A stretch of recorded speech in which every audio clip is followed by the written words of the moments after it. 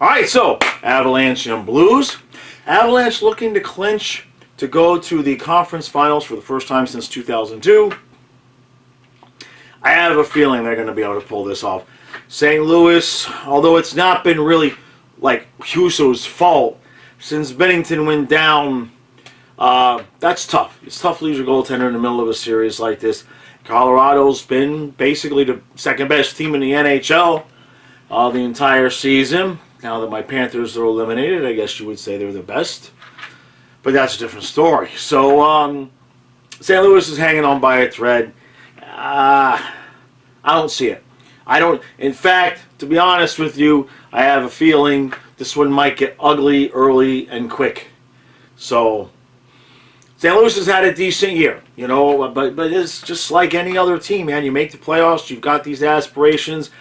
The only thing I'll say is you never know what's going to happen in an elimination game. Just ask the Pittsburgh Penguins, who are watching the New York Rangers come back against Carolina after the Rangers came back against Pittsburgh. So anything can happen, but Colorado doesn't seem to be the team to me that's going to just fold up and die. So I have a feeling this one's going to be over.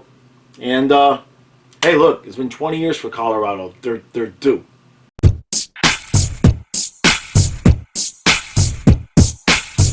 All right, so it's 2-0 Colorado after 2.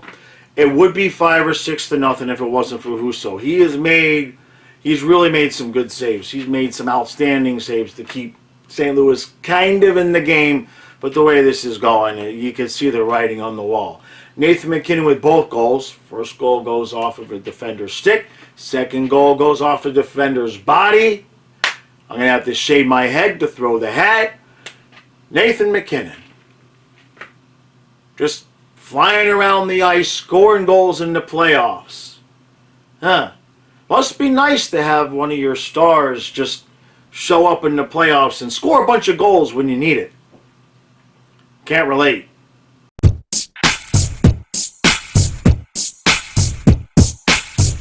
All right, so 3-1 Colorado after 2.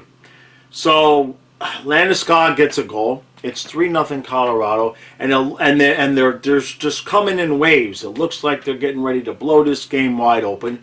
Husso is standing tall, though. He's making a lot of good saves.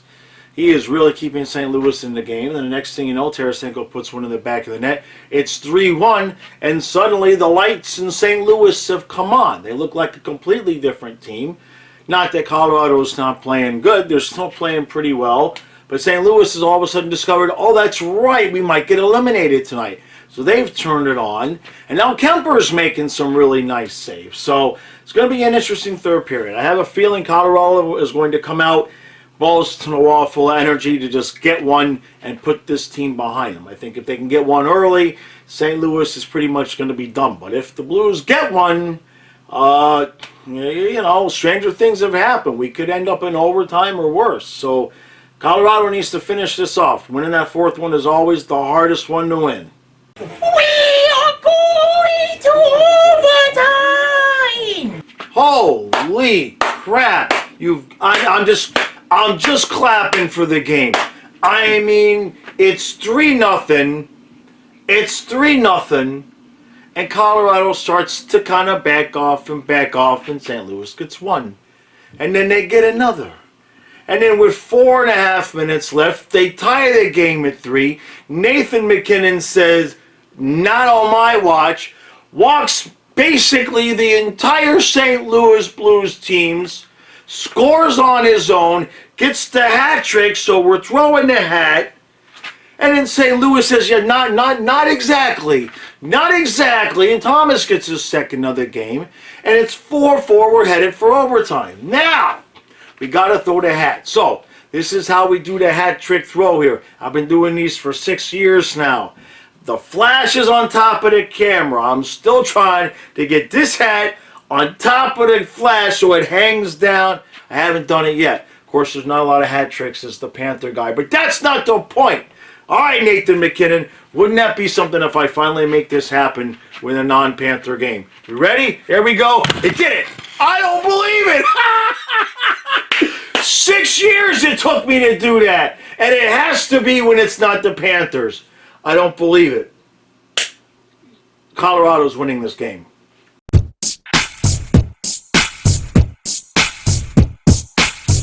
Like I said, St. Louis is winning this game.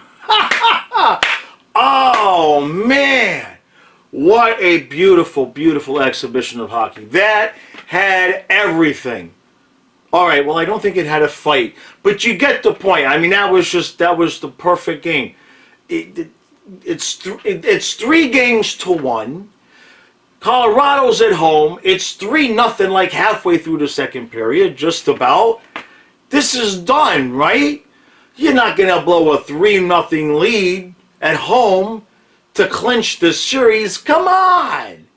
Come on. And they did. And look, it wasn't so much as they blew it, which I know they kind of did, but St. Louis took it. St. Louis, like I said, after the second period, was it after the, yeah, the Tarasenko goal, all of a sudden it was like the lights came on. I mean, St. Louis was dead up until that goal. And then they just turned it on, like watching my Panthers. It really reminded me of watching my Panthers. For those of you who have been hearing about the Panther comebacks, didn't get to watch a bunch of them, that was it. That was it in a nutshell. It was like somebody turned the light switch on, and St. Louis just kept coming and coming and coming at them. And I didn't think Colorado would blow it, though, like that. I mean, when McKinnon scored, I thought, okay, that's enough, right? And they had all that time when they had to pick up all those hats on the ice. Jeez, what do they do with those, by the way? Do they donate them? Do they wash them? Do they just throw them away? Put them at the thrift store for resale? Send them to me to sell them on eBay? I'll take a cut. I'm good. I'm not proud there. But they had all that time to pick up the hats. It was like they had 2 timeouts. They had to go to commercial and everything. And Colorado, they had to be just saying, just don't let them score. This is it. The series is here. And St. Louis just would not let go of the puck. They just were relentless, and they tied it up, and then you seen it over. You kind of knew, though, overtime was going to be quick. The way, I mean, there was 4 goals scored in the third period. So you kind of knew overtime wasn't going to last very long. And Bozak just said, okay, I'm just going to shoot this puck. And Kemper just simply got beat. Wasn't screened. Not that I saw. Wasn't deflected. That I know for sure. And he lifted up his glove for whatever reason. I think if he leaves his glove hand in place, we may still be playing hockey. So maybe he was screened because he lifted up his glove and then the puck went underneath it. It's either that or he had money on the game. I don't know. That's a different story. But the point is that now we got Game 6 on, I guess it's Friday, right? Yeah, we got the 2 games tomorrow night, Canes, Rangers, Oilers, and Flames. That the noise you hear is Fluffy walking into the room. And now Friday we got Game 6. So I'm happy about that because when it was 3-0, I was looking at the schedule. I was like, there's going to be no hockey on Friday. It's been a while since there's been no hockey. But that was fixing to happen. Because my Panthers ain't playing. That's for sure. But again, different story. All right, so absolutely fantastic game. Now, for those of you who are new to the channel and you're confused, why is there a guy with puppets and a Panthers hat and a Jaws shirt doing Colorado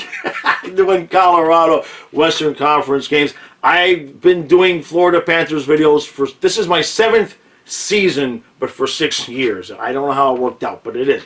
The point is that I'm usually just doing Panther stuff, but as this season has been going on, I started doing NHL stuff, and you're probably just now finding me in the algorithm because it's just now getting around to the algorithm going, all right, I guess it's been 6 years, we could put them in the recommended. So if you're new, welcome. It's a fun channel, all right? I still do all my Panther stuff, but obviously I'm doing NHL stuff now as well. So for tomorrow, Stu and I, we're not going to review this game because, to be honest with you, Stu didn't sleep at all last night, so we slept basically through this game. He saw the overtime. So we're not going to review this game. We're going to do one of the Panther season-ending type of reviews. I've got an idea, so I believe we're going to go ahead and do that tomorrow. And then there's 2 games. Now, I know I'm doing Canes Rangers. I really want to do a Flames-Oilers game, but the problem is by the time I finish with that recap, that game, I don't know. I want to figure something out because I'm missing out on some good hockey over there. So we'll see how it goes. Otherwise, appreciate all the new subscribers, Patreon members, YouTube members, lots of people joining. It's a beautiful thing. It's really been a good year, and we're not done. We're never going to be done. There's a lot of good stuff coming this summer. So, all right. Appreciate all the support. I'll see you guys at least twice tomorrow.